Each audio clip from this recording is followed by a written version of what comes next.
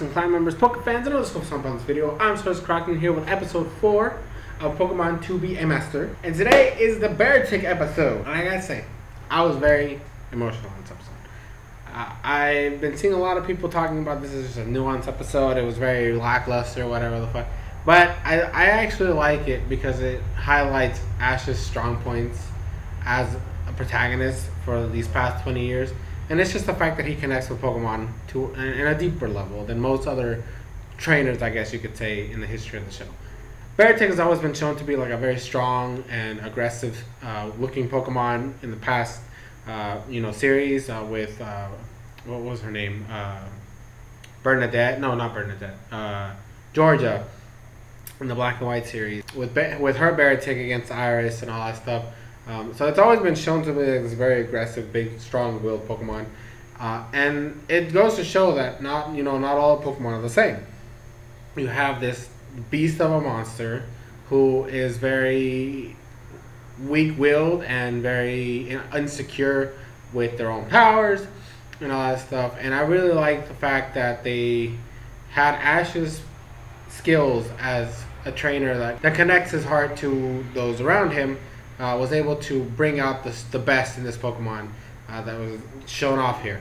I also gotta say, Oshawott, like always, I've always loved Oshawott. Like, real talk, Ash's Oshawott has been freaking cool ever since inception. And, like, this episode made him, like, outshine even cooler than before. So I'm glad that he got some spotlight. Snorlax didn't get too much of a spotlight, and I'm a little sad about that because Snorlax has always been a G. But it was cool to see Incineroar and Talonflame and all that stuff. Talonflame was never like that prevalent in X and Y, so it was nice to see it get to do something in this episode. And Incineroar was always some. It was very how do I put it? Crucial to Ash's success in the Sun and Moon. So it was nice to see those two collaborating a lot. I was seeing a lot of discourse around the fact that Incineroar it made no sense for him to use Flame Body, but it wasn't really Flame Body. It was just the fact that because of Incineroar, the way it is as a Pokemon, is able to emit heat. So it's not that it's an ability; it's just the fact that he's a Fire type. So that's why he was able to melt all the snow and shit like that. But I really like Beartic. I like Oshawott. I like the Beartic Oshawott dynamic because, when Pikachu was trying to teach this man to control his ice attacks. It was typical Pikachu's a master of his moves, right? He's the master of his craft, so he knows how to channel his own energy. But Oshawott was more like a team leader, like a cheerleader, trying to make sure that Beartic knew he could do what he could do. And I love the fact that they kept his whole scallop thing, where every time that it falls off or he loses it, he always grabs it, picks it up, and then flips it and then puts it on his belly. And so they was basically trying to get Beartic to create an icicle version of his Scalchop.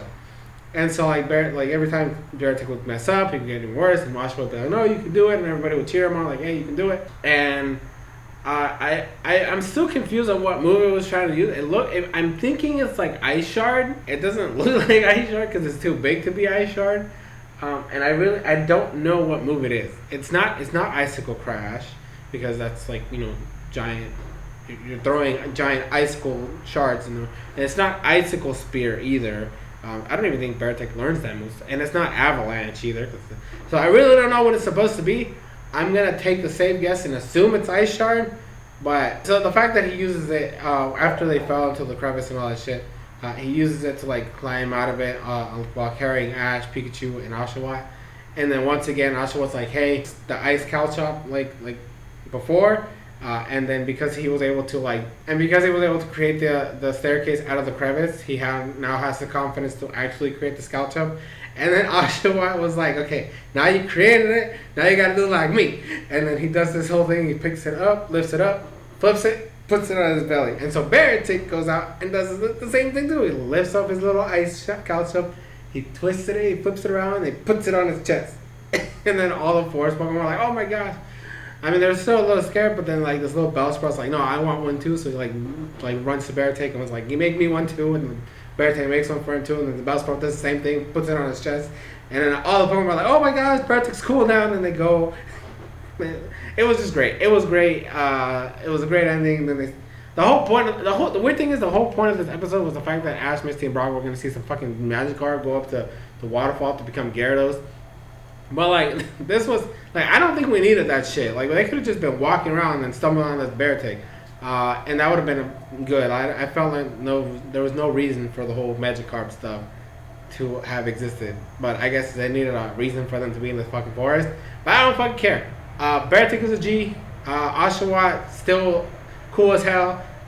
And it was nice to see some of the other Pokemon hang around doing this shit. One more thing before I end this review off. Latias is still around.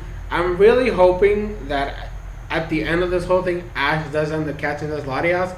Otherwise, it's going to be completely pointless for this Latias to be around for this long. Either that, or the Latias is going to... There has to be something important with this Latias. There has to be, like, a very big send-off to this thing to make it worthwhile. Because at this point, I really don't understand the purpose of this thing being here. But that's going to be it for me. Thank you guys so much for watching. And as always, feel free to leave your thoughts and comments in the comment section below about what you thought about the episode, what you thought about Beartic, what you thought about the mons that were shown off in this episode, how you're feeling about the series so far, and what you expect from future episodes.